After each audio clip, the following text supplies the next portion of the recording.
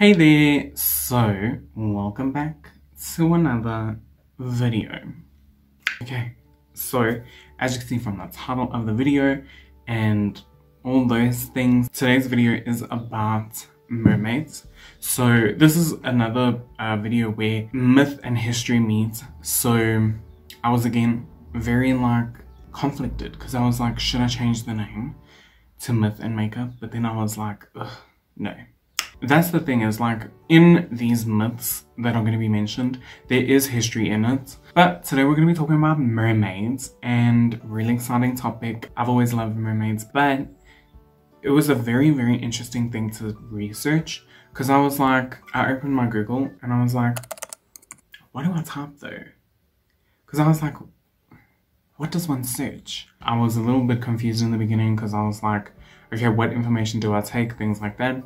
But I'm pretty sure the information that I did get is good enough for what I'm trying to do. Then for the look today, I really struggled, because I was like, okay, what do I do for the makeup look? Because we're all used to seeing this like fishnet stocking over the face, and then you add blue onto your skin, that very like basic Halloween makeup vibe. So I was like, what do I do to like take a level up?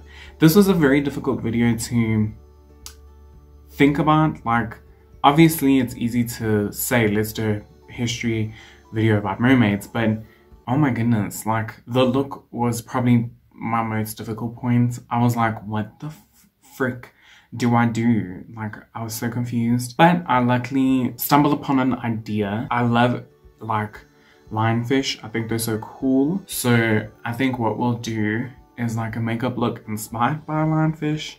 Because if you think about it, mermaids are half fish, half human, right? So lionfish is a fish.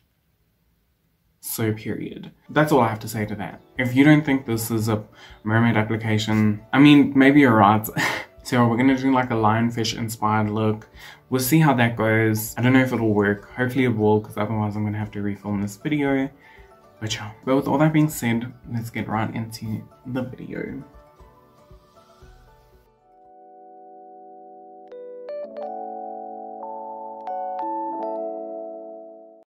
Often depicted as beautiful women with the lower portion of their bodies resembling fishtails, these legendary creatures managed to create around them both the atmosphere of romantic myths and horror stories. In the beginning, mermaids represented the unknown of the sea, dangers of open water, and unexplored water territories. But as our culture and science evolved to a modern state, mermaids and sirens took a firm hold in our imagination and became part of art and media. As the early human civilization formed around the rivers and seas, their religion often had a great focus on the dangers and wonders that were hidden therein. Because of that, some of the earliest known gods were depicted as some combination of men and fish. As the time went on, female sea gods appeared, and the first one that had the greatest resemblance to a mermaid was Assyrian goddess Astygatis, who decided to hide herself from the mortals after she accidentally killed one of them. After diving below water to become a fish, the sea refused to hide her beauty and decided not to transform her upper half of her body. Greeks adopted some parts of her origin, morphing her into Aphrodite. The clearest example of merfolk in Greek mythology was the son of Poseidon, called Triton. If we look back at history, we see that the first mermaids appeared for the first time painted on caves in the late Stone Ages, about 30,000 years ago, when human beings had a strong control of the land and began to sail the sea. Though sometimes kind, mermaids and mermen were usually dangerous to men. Their gifts brought misfortune, and if offended, the beings caused floods and other disasters. To see one on a voyage was an omen of shipwreck. They sometimes lured mortals to death by drowning or enticed young people to live with them underwater.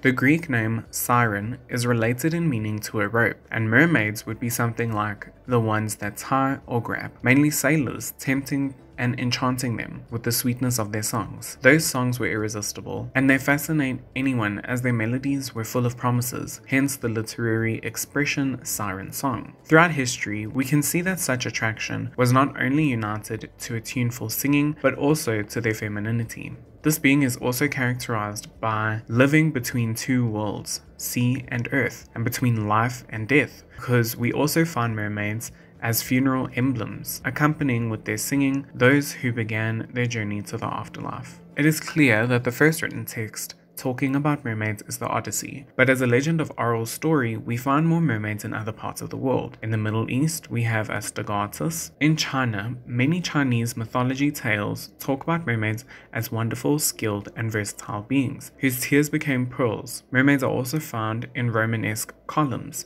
sharing prominence with Nereids and Harpies. In Spain, there is a famous legend about the Sirenuca from Cantabria, a mermaid who had once been human. Her mother was fed up with her disobedience and basically cursed her to become a fish. One of the famous sightings was done by Christopher Columbus himself, who wrote in his logbook that he had seen 3 mermaids. But back to the literary text that introduced mermaids to history, the Odyssey, who explains how the hero Ulysses had himself tied to a mast of a boat in order to listen to the mermaid songs without any danger. Although he is not the only one who managed to be uninjured, the Argo ship crew was also unharmed. They managed to escape from the bewitching melodies thanks to the great musician called Orpheus, son of Apollo, who traveled with them and who with the magical song managed to avoid mermaids. That seductive singing was considered by Christians as an incitement of lust. Later, the mermaid seduction stopped being something people could hear in order to become something more visual. Now, the images that represent mermaids are ones of ladies of water, very beautiful and showing provocative gestures to those who glimpsed at them.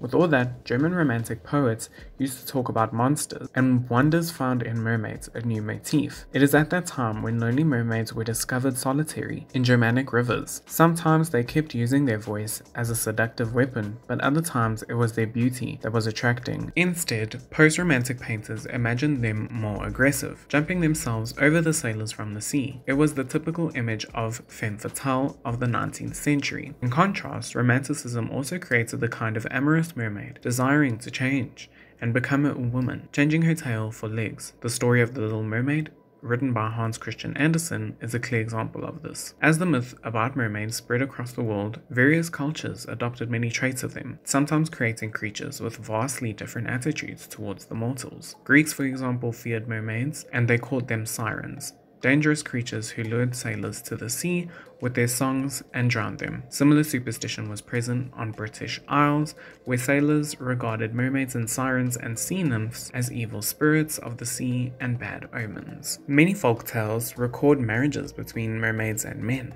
In most, the man steals the mermaid's cap, belt, comb, or mirror, and while the objects are hidden, she lives with him, and if she finds them, she returns at once to the sea. In some variants, the marriage lasts while certain agreed-upon conditions are fulfilled, and it ends when the conditions are broken. Many, however, accepted mermaids as the good-willed creatures that are extremely sharp but also curious about life above the sea. Chinese sailors thought that sirens could grant immortality to a worthy man, and Irish people held and believed that mermaids are calling the sailors to the sea with their songs as a sign of love. Parisian people viewed mermaids not as half fish, but as complete human beings that were able to live in the sea. And in many stories that were written about them, they are depicted as beautiful men and women who can have children with ordinary people, and their children can also live in the sea if they want to. However, aquatic males such as dugong and manatees that suckle their young in human fashion above water are considered by some to underlie these legends. Therefore, we have to ask ourselves whether or not mermaids are real.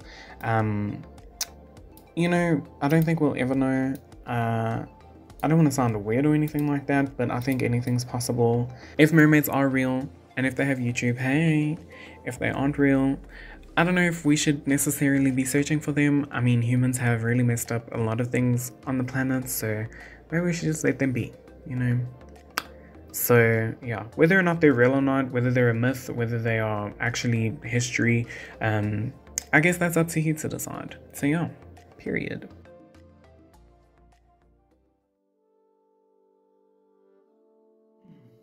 Okay, so as you can see, this is the finished look. Now, before anybody else thinks it, I'll say it. I feel like a Star Wars character more than I do a mermaid or like a fish person. I mean, not to toot my own horn or anything, but I mean, Mary, look at the material. I will say that like this part is everything. Down here, it's a little bit otherwise. I tried to redo the bottom part because I saw a reference image. I took a break after a while because I was like, okay, this is reading Star Wars, and then I was like, should I just restart? But then I was like, no, look how far I've come. The last thing I want to do is restart and then have to redo all of this and blah blah blah.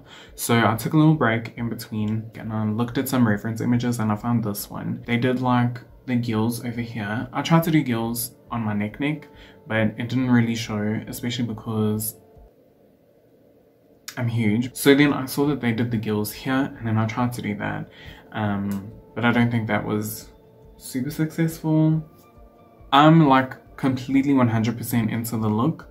Don't get me wrong, I think it's amazing. I just don't think my execution was all the way 100% there. I don't know, I just don't think I executed it in a way that reads mermaid or like fish person kind of vibe. As much as like pulling a stocking over your head and stamping eyeshadow on, I don't think it's the same sort of effect. So yeah. Then again, I will say that it was quite a big choice to do something like this for a mermaid application. So I should have seen this coming, but anyways. So I hope you guys enjoyed this video. I hope that the information given was to your liking. I hope that you can see some of the truth behind some of the stories that we know and love today. But yeah, I hope you guys are ready for Sunday's video where we'll be redoing one of the looks from last Sunday's video. If you have not already, please subscribe to my YouTube channel. I'd really appreciate it. We are almost at 90 subscribers. Please like this video.